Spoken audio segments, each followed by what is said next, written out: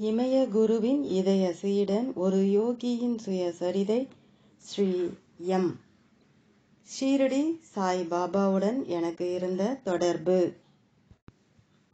என் விழிப்புணர்வுகளின் இமாலய உயரத்திற்கு உங்களை கூட்டி செல்ல வேண்டும் என்று ஆவலாய் இருந்தாலும் இன்னும் கொஞ்ச நேரம் நான் உருவாக்கப்பட்ட அடிப்படை அடிவார வருடங்களை பற்றி சொல்ல வேண்டி இருக்கிறது. 9வது வகுப்பு ஆசிரியரான நாயகம்தான் தன்னுடைய உறுதியான உள்ளுணர்வினால் எனது வாழ்க்கை பயணத்தின் முக்கிய பகுதி எப்போதும் உண்மை அல்லது கடவுளை தேடுதலை குறித்தே தான் இருக்கும் என்று முன்கூட்டியே என் எதிர்காலத்தை பற்றி கூறினார்.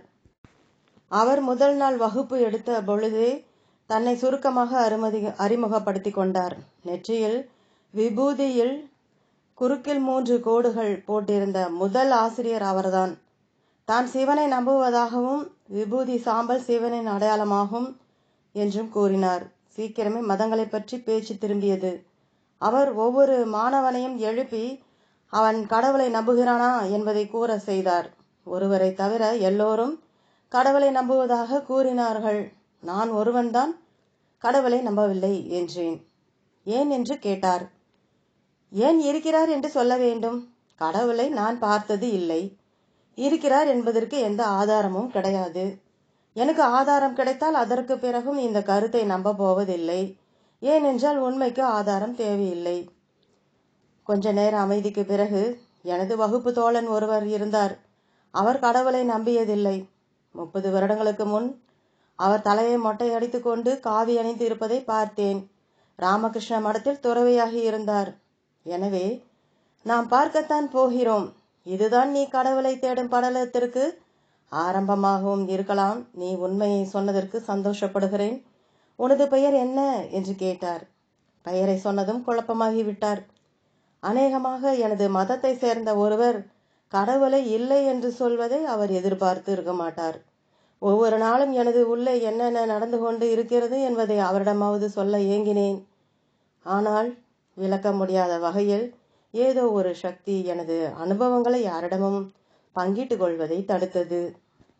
எல்லாவற்றிற்கும் மேலாக எனது ஆன்மீக வாழ்க்கையில் மிக குறிப்பிடும்படியான விஷயம் ஒன்று ஆயுள் காப்பீட்டில் தட்டெழுத்தற்காரராக பணியாற்றிய விஸ்வநாத் ஐயரின் சிறிய வீட்டில்தான் நிகழ்ந்தது.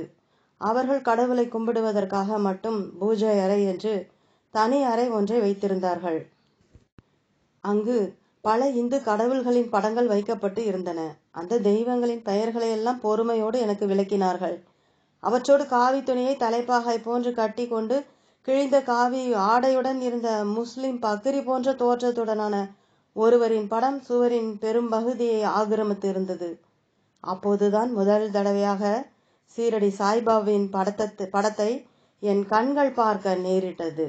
அந்த பிராமணர் வீட்டில் இந்து கடவுள்களுக்கு கொடுக்கப்பட்ட மரியாதை கலந்த அதே பக்தி முஸ்லிம் பக்ரிக்கும் கொடுக்கப்பட்டு வந்தது. அவரை பாராட்டி பக்தி பாடல்கள் பாடப்பட்டது, மணி ஒலிக்கப்பட்டது, தீபாராதனை காட்டப்பட்டது.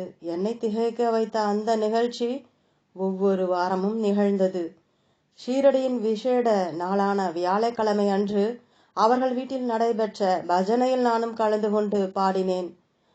முதலாக இந்தியில் ஹே பிரபு ஹே சாந்தி என தொடங்கும் ஒரு பஜனை பாடலையும் இயற்றினேன். திரு விஸ்வநாத் ஐயர் சீரடி பாபாவின் வாழ்க்கையை பற்றியும் அவர் ஒரு கடவுள் என்ற தனது நம்பிக்கையையும் என்னிடம் விளக்கினார். அதை கேட்டு சிந்திக்க ஆரம்பித்தேன். தன்னிச்சையாக நிகழும் ரகசிய இரவு தியானங்களில் ஒரு நாள் எனது இதயத்திலிருந்து எப்பொழுதும் ஏற்படும் ஒளியிலிருந்து சீரடி பாபா வெளிவந்தார். எனது முன் நின்றார். அடுத்த நொடி எனது வீட்டின் பலாமரன் கீழ் தெரிந்த அந்த விசித்திரமான யோகியை போல மாறிவிட்டார். அந்த நிகழ்ச்சியை பற்றி இதுவரை யாரிடமும் சொல்ல முடியாததால் இந்த அனுபவத்தையும் யாரிடமும் சொல்ல முடியவில்லை. சீரடி சாய்பாபாவுடன் எனக்கு இருந்த தொடர்பும் எப்படி நான் ஷீரடிக்கு சென்றேன் என்பதையும் தகுந்த சமயத்தில் சொல்கிறேன். ஓம் தொடரும்.